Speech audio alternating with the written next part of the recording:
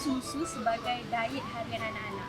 Memang saya masukkan untuk jadi diet utama dia lah selain daripada karbo sebab dia tak nak makan nasi. Kalau abang nak tukarkan formula, apa kriteria-kriteria yang abang rasa abang perlu ada kat susu tu? Kena ada DSA lah. DSA yang saya tahu itu DSA, protein dia untuk pertumbuhan growing kita punya anak kan. Sekat berapa kali puan bagi dalam sehari?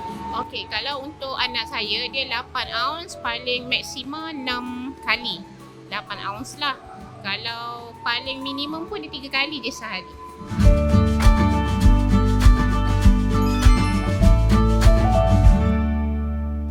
Assalamualaikum dan hai kepada semua follow Pak Emma bersama dengan saya Amy untuk segmen Tanya Pakar kita pada hari ini. Sebentar tadi kita dah saksikan VT bersama dengan ibu ayah kita di luar sana yang sangat mementingkan pengambilan susu untuk anak-anak mereka. Jadi bukan kita nak cakap apalah, saya sendiri seorang ibu mempunyai 3 orang anak. Saya sangat mementingkan kesihatan dan juga pembesaran anak-anak saya sendiri. Jadi selain kita sediakan makanan yang sihat untuk anak-anak, saya juga masukkan susu dalam diet mereka. Jadi hari ini dengan sukacitanya saya nak maklumkan bahawa segmen Tanya Pakar kita dibawakan oleh jenama susu kambing Carry Home. Thank you Carry Home. Okey.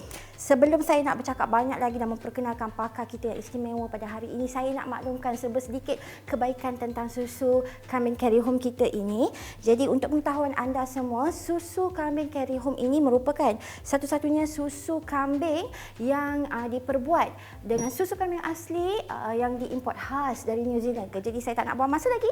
Bersama dengan kita pada hari ini adalah Dr. Mala Santi. Hai Doktor. Hai Amy, apa khabar? Sihat Doktor, cantik depan-depan. Selalu kita tengok dalam TikTok aja. Doktor, busy? Boleh tahan, masih boleh bernafas. Masih boleh bernafas dan nak lock doktor sebenarnya susah sangat. Jadi hari ini kita harapkan bila kita sembang-sembang dengan doktor ni dapat membantu lebih banyak lagi parents di luar sana. Betul doktor? Sure. Okey doktor. Saya nak terus bertanya dengan doktor lah sebab hari ini kita akan bercerita tentang Go Virus. Ibu ayah kena peka dengan kesihatan anak. Jadi bersesuaian lah dengan kita menjemput Dr. Mala hari ini. Kita nak bercerita tentang kesihatan anak. Soalan yang pertama, bagaimana sebenarnya cara yang terbaik untuk kita tingkatkan imuniti tubuh anak-anak ni supaya mereka ni tak mudah orang kata mendapat serangan ataupun jangkitan virus? Soalan yang sangat-sangat penting pada ketika ini sebab jangkitan virus, bakteria ni semua sedang mencanak-canak naik sampai klinik, hospital semua penuh. Jadinya pertama sekali kita tahu dari segi perubatan kita selalu cakap mencegah lebih baik daripada merawat. Betul, setuju. Jadinya untuk tingkatkan imuniti, ibu bapa kena kreatif cara untuk mencegah jangkitan. Jadi macam mana kita nak cegah?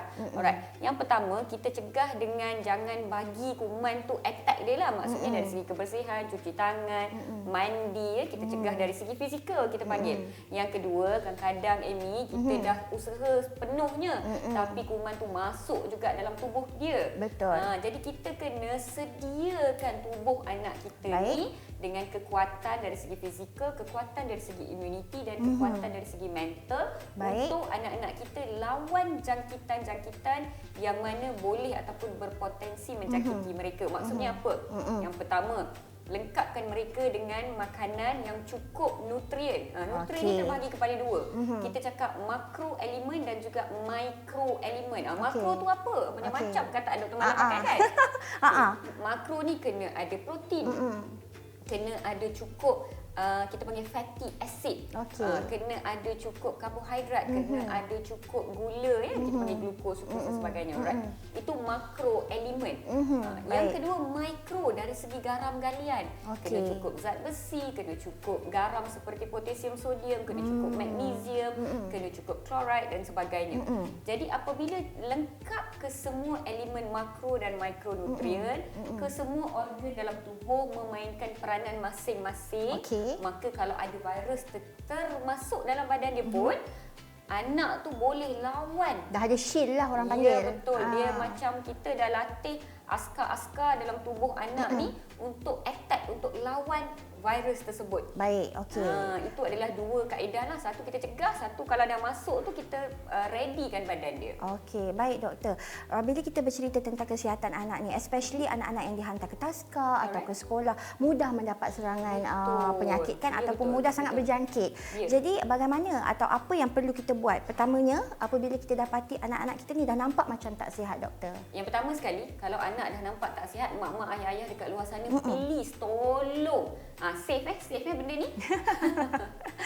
Okey, paling penting kalau nampak anak tu, sebab kita mak kan, kita tahu tau bila anak kita pelik. Dah ada insting kan? Ya betul. Kita nampak dia macam lembik semacam, dia macam baik, dia ni bukan anak aku ni. Bila kita nampak macam tu, kita kena mula pantau dia dengan rapi.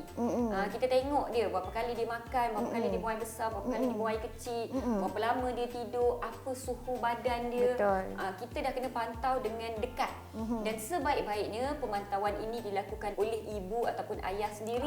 Kalau kekangan bekerja kan, kadang-kadang kita terpaksa hantar juga ke babysitter atau sebagainya. Ingatkan mereka, tuliskan pemantauan ini semua wahai ibu bapa, sebab kita lupa nanti suhu berapa, pukul berapa. Waktu tu tulislah, letak dekat notes dalam kita punya smartphone tu. Yang pertama ya, pantau dengan rapi. Yang kedua dari segi pemakanan. Anak yang mula dah tak sihat, ingatnya mak-mak sekalian, dia memang tak nak makan nasi. Dia memang tak nak makan benda-benda yang keras, orang kata solid food. Bila anak dah mula tak sihat, yang paling penting adalah kalori. Bagi dia, makanan mana yang kita boleh bagi makanan tu sikit tetapi kalori dia banyak.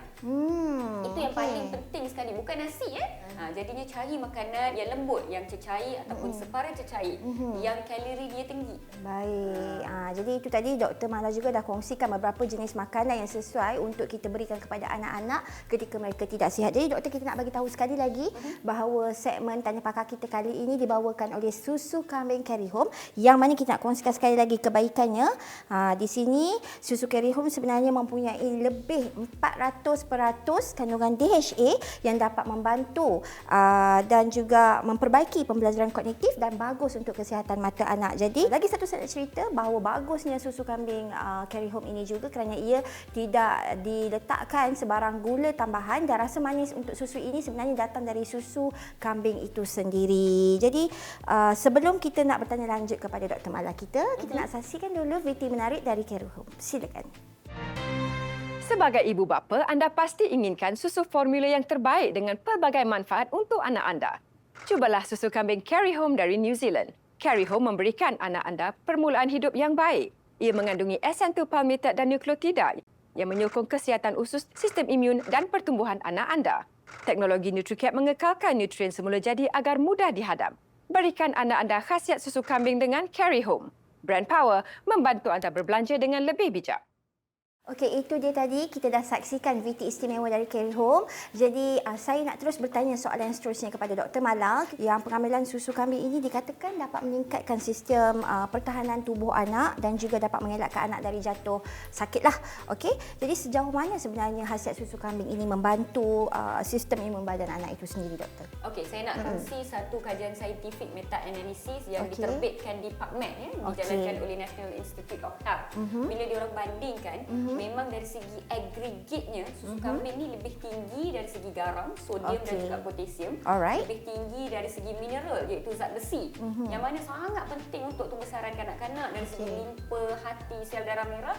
Zat besi ni sangat-sangat penting, terutamanya mak-mak. Mengakulah anak kita tak makan sayur hijau kan. Kalau ada tu bertuah sangat, doktor. Bertuah lah kan. Anak doktor pun sama je.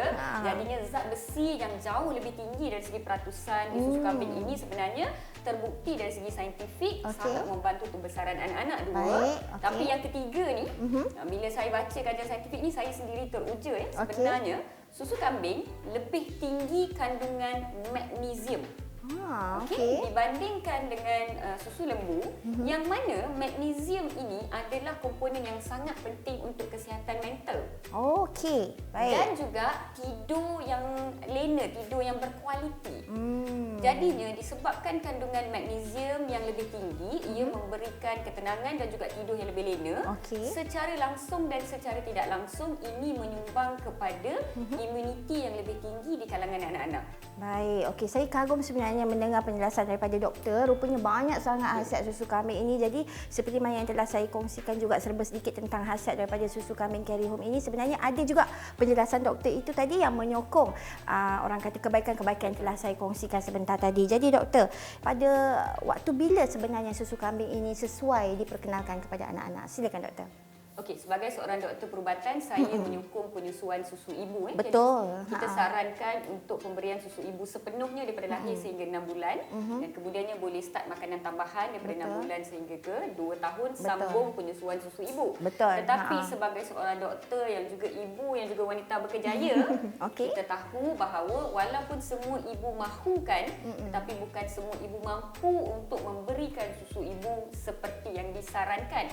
Banyak faktor contohnya faktor kesihatan ibu, ya, faktor anak-anak itu sendiri ya. Kadang-kadang kalau kita panggil failure to thrive, iaitu berat badan anak tidak naik mengikut graf yang diperlukan, maka doktor dan juga jururawat sendiri akan menyarankan pengenalan susu tambahan. Baik. Alright. Jadi kalau diberi susu ibu 2 tahun ke atas boleh perkenalkan susu kambing. Kalau sebelum itu disarankan lebih awal, maka boleh mengambil susu kambing sebagai satu option, satu pilihan untuk diperkenalkan kepada anak-anak. Tetapi saya nak nyatakan at any point of time, susu ibu jauh lebih baik daripada apa-apa jenis susu. Betul. Jika perlu diberikan susu tambahan, maka susu kambing boleh menjadi pilihan pertama. Namun demikian, untuk bayi 30 hari dan ke bawah, kita panggil neonatal. Jangan berikan apa-apa susu tambahan tanpa bertanya dengan pakar pediatrik dan juga pakar yang follow up anak anda sendiri. Baik, itu dia penjelasan daripada doktor. Harap dapat membantu ibu-ibu mungkin yang sedang menanti tarikh kelahiran anak ataupun mungkin sekarang ni dalam proses berpantang. Betul kan doktor? Jadi itu sedikit ilmu yang doktor kongsikan kepada kita.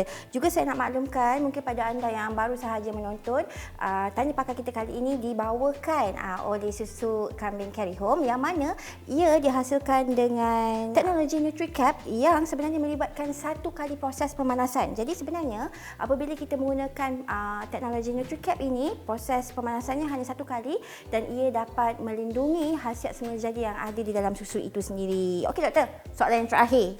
Bagaimana doktor nak sarankan kepada ibu ayah di luar sana yang mungkin mengalami kesukaran, anak-anak ni tak mahu minum susu doktor? Apa yang doktor boleh suggestkan? Saya selalu cakap sebagai ibu bapa, kita kena menjadi role model kepada anak-anak kita. Betul. Dan kita juga kena walk the talk, orang putih kata. Jadinya kalau memudahkan, sebenarnya mak ayah pun minumlah. Ya, kalau anak dah lebih daripada 2 tahun, sebenarnya boleh bagi minum dalam cup. Betul. Dan parents pun minum. Bila anak-anak tengok parents minum, dan anak pun lagi senang nak minum. Okey. Itu dia tadi perkongsian daripada doktor. Banyak ilmu yang telah doktor kongsikan dengan kita dan juga banyak tips juga yang doktor dah beritahu kepada kita. Jadi semoga apa yang doktor kongsikan dengan kita sepanjang interview ini tadi dapat memberi manfaat kepada kita semua dalam menjalani kehidupan seharian sebagai ibu, sebagai ayah bersama dengan anak-anak tersayang. Jadi sekali lagi saya ingin mengucapkan terima kasih kepada jenama Susu Kambing Carry Home yang telah membawakan segmen Tanya Pakar pada kali ini. Jadi kita jumpa lagi pada episod yang akan datang dengan topik-topik yang menarik bersama dengan pakar-pakar jemputan yang lain. Jadi doktor, jom kita say bye-bye to the camera. Bye-bye. Okay, macam makanan susu tu, susu tu untuk dia memang penting lah bagi saya. Dengan susu tu baru dia kenyang macam tu lah. Gantikanlah untuk menambah. Untuk menambah khasiat. Waalaikumsalam. Nama abang apa? Rosli. Okey, abang Rosli, saya nak tanya soalan lah untuk susu. Susu. Saya nak tanya, adakah abang and family menjadikan susu sebagai bahan utama untuk pembesaran anak-anak? Ya, mesti. Memang.